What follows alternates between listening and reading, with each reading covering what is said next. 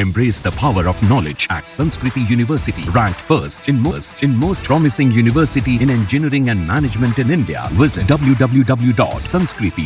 Israel और Hamas के बीच छिड़ी जंग थमने का नाम नहीं ले रही है। कभी इजराइल से हमास पर हमले होते नजर आ रहे हैं, तो कभी ये हमले हमास की ओर से इजराइल पर किए जा रहे हैं। इसी बीच अब ईरान और रूस की दोस्ती ने यूक्रेन और अमेरिका की भी टेंशन को दोगुना कर दिया है। जी हाँ, हमास सिर्फ अकेले इजराइल पर हमले नहीं कर रहा है, बल्कि ये हमले हमास के साथ हिजबुल्लाह, हूती और ईरान भी अब इसमें शामिल है। हमास की प्रमुख की हत्या के बाद से ही ईरान भड़का हुआ है। ईरान समय समय पर यह धमकियां दे रहा है कि इजराइल से बदला लिया जाएगा। इस बीच अब एक बार फिर से अमेरिका इस जंग में कूद गया है और हमास को कड़ी चेतावनी दे चुका है।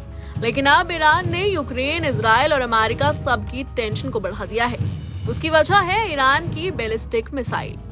दरअसल ईरान अपनी सबसे खास और खतरनाक फाथ 360 बैलिस्टिक मिसाइल को अब रूस को देने की तैयारी में है, क्योंकि कुछ दिनों पहले रूस ने ईरान को S-400 एयर डिफेंस सिस्टम दिया था।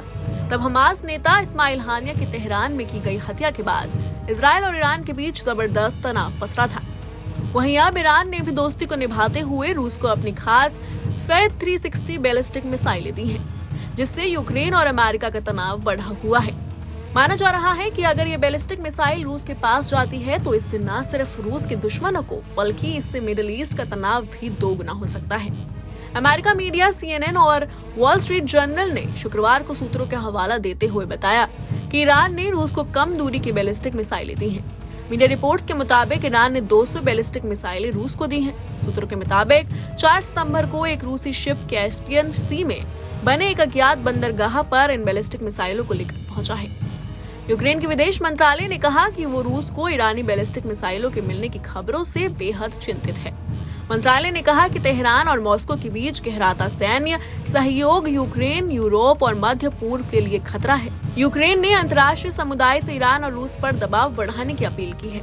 वहीं व्हाइट हाउस के राष्ट्रीय सुरक्षा परिषद के प्रवक्ता सीन सेवेट ने भी रूस को फाथ 360 बैलिस्टिक मिसाइल मिलने की खबरों पर चिंता जताते हुए कहा कि इस रूस यूक्रेन युद्ध में तेजी आएगी। हालांकि UN में ईरानी मिशन ने इन खबरों का खंडन करते हुए कहा है कि रूस यूक्रेन युद्ध को लेकर ईरान की स्थिति में किसी तरह का बदलाव नहीं आया है। ईरान का कहना है कि वो किसी भी युद्ध में शामिल दोनों पक्षों को सैन्य सहायता मुहैया कराने के खिलाफ है। उसका मानना है कि इससे युद्ध और भयावह होता है। ईरान के एक सांसद ने रूस को बैलिस्टिक मिसाइलें भेजे जाने की मीडिया रिपोर्ट्स की पुष्टि की है। ईरानी सांसद और राष्ट्र सुरक्षा एवं विदेश नीति समिति के सदस्य अहमद बख्शाइश अदरिस्तानी ने कहा है कि उनका देश रूस से सोयाबीन, भुट्टा समेत कई तरह का सामान आयात करता है। उन्होंने कहा कि हम हिजबुल्लाह, हमास और हसद अली शाबी को मिसाइल देते हैं, तो रूस को क्यों नहीं। अदरिस्तानी ने कहा कि यूरोपीय देश यूक्रेन को हथियार दे रहा है। नाटो यूक्रेन में घुस चुका है, ऐसे में हम अपने सहयोगी रूस को मिसाइल भेजकर उसकी मदद क्यों न करें। फैथ 360 फतह बैलिस्टिक मिसाइल फैमिली की मिसाइल है। ये अपने टारगेट को 3704 किलोमीटर प्रति घंटे की रफ्तार से हिट कर सकती है। जमीन से जमीन तक मार करने वाली इस बैलिस्टिक मिसाइल की अधिकतम रेंज 120 किलोमीटर है। ये 150 किलोग्राम वॉरहेड ले जाने में सक्षम है। ये क्लोज रेंज बैलिस्टिक मिसाइल है, जिसे IRGC को 2021 में सौंपा गया था। ये 4 मीटर लंबी और करीब 850 किलोग्राम वजनी है।